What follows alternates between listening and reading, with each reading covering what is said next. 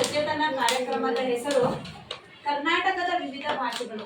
ಕರ್ನಾಟಕದ ವಿವಿಧ ಭಾಷೆಗಳ ಪರಿಚಯವನ್ನು ನಮ್ಮ 7ನೇ ವರ್ಗದ ವಿದ್ಯಾರ್ಥಿನಿಯರು ಪರಿಚಯ ಮಾಡಿಕೊಡಲಿದ್ದಾರೆ. ಇಂದಿನ ಸಚೇತನ ಕಾರ್ಯಕ್ರಮದ ವಿಷಯ ಕರ್ನಾಟಕದ ವಿವಿಧ ಭಾಷೆಗಳು. ಕರ್ನಾಟಕವು ತನ್ನ ಶ್ರೀಮಂತ ಸಾಂಸ್ಕೃತಿಕ ಪರಂಪರೆ ಮತ್ತು ಭಾಷಾ ವೈವಿಧ್ಯತೆಗೆ ಹೆಸರುವಾಸಿಯಾಗಿದೆ. ಇಲ್ಲಿನ ಮುಖ್ಯ ಆಡಳಿತ ಭಾಷೆಯಾದ ಕನ್ನಡದ ಜೊತೆಗೆ ತುಳು, ಕೊಡವ, ಕೊಂಕಣಿ, ಉರ್ದು ಮತ್ತು ವಿವಿಧ ಪ್ರಾದೇಶಿಕ ಉಪಭಾಷೆಗಳಾದ ಹವ್ಯಕ, ಅರೆ ಭಾಷೆ, ಕುಂದಾಪುರ ಕನ್ನಡ ಇತ್ಯಾದಿಗಳನ್ನು ಮಾತನಾಡುವ ಜನರಿದ್ದಾರೆ. ಈ ಭಾಷಾ ವೈವಿಧ್ಯತೆಯ ಸಂಭಾಷಣೆ ಮತ್ತು ಪರಿಚಯವನ್ನು ಇಲ್ಲಿ ನೋಡಬಹುದು. ಕನ್ನಡ ರಾಜ್ಯ ಭಾಷೆ. ಕರ್ನಾಟಕದಾದ್ಯಂತ ವ್ಯಾಪಕವಾಗಿ ಬಳಸಲ್ಪಡುವ ಕನ್ನಡವು ದ್ರಾವಿಡ ಭಾಷಾ ಕುಟುಂಬಕ್ಕೆ ಸೇರಿದ ಪುರಾತನ ಭಾಷೆಯಾಗಿದೆ. ಸಂಭಾಷಣೆಯ ಉದಾಹರಣೆ: ವ್ಯಕ್ತಿ 1 ನಮಸ್ಕಾರ, ಹೇಗಿದ್ದೀರಿ?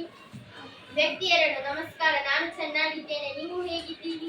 ತುಳು. ಕರಾವಳಿ ಕರ್ನಾಟಕದ ದಕ್ಷಿಣ ಕನ್ನಡ ಮತ್ತು ಉಡುಪಿ ಪ್ರಮುಖ ಭಾಷೆಯಾದ ತುಳು ತನ್ನದೇ ಆದ ವಿಶಿಷ್ಟ ಲಿಪಿ ಮತ್ತು ಶ್ರೀಮಂತ ಸಾಹಿತ್ಯವನ್ನು ಹೊಂದಿದೆ.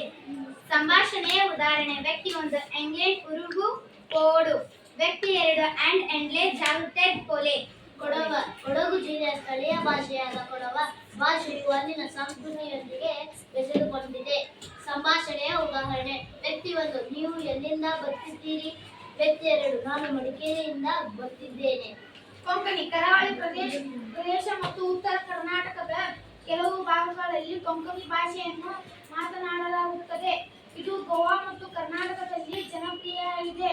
ಸಂಭಾಷಣೆಯ ಉದಾಹರಣೆ: तुमचे नाव गीते. ವ್ಯಕ್ತಿ 2 ಮಾಕಾ ನಿಮ್ಮ ಹೆಸರು ಮುಹಮ್ಮದ್. ಉರ್ದು. ಕರ್ನಾಟಕದಾದ್ಯಂತ ವಿಶೇಷವಾಗಿ ಮುಸ್ಲಿಂ ಸಮುದಾಯದವರಲ್ಲಿ ಹಾಗೂ ಉತ್ತರ ಕರ್ನಾಟಕದ ಬೀದರ್, ಗುಲ್ಬರ್ಗ ಮುಂತಾದ ಜಿಲ್ಲೆಗಳಲ್ಲಿ ಉರ್ದು ಭಾಷೆಯನ್ನು ಹೆಚ್ಚಾಗಿ ಬಳಸಲಾಗುತ್ತದೆ. ಸಂಭಾಷಣೆಯ ಉದಾಹರಣೆ: ವ್ಯಕ್ತಿ 1 आप कहाँ जा रहे हैं? ವ್ಯಕ್ತಿ 2 मैं बाजार जा रहा हूँ. ಪ್ರಾದೇಶಿಕ ಉಪಭಾಷೆಗಳು. ಹವ್ಯ ಕನ್ನಡ, ಉತ್ತರ ಕನ್ನಡ, ದಕ್ಷಿಣ ಕನ್ನಡ ಮತ್ತು ಶಿವಮೊಗ್ಗದ ಕೆಲವು ಭಾಗಗಳಲ್ಲಿ ಹವ್ಯಕರು ಮಾತನಾಡುತ್ತಾರೆ.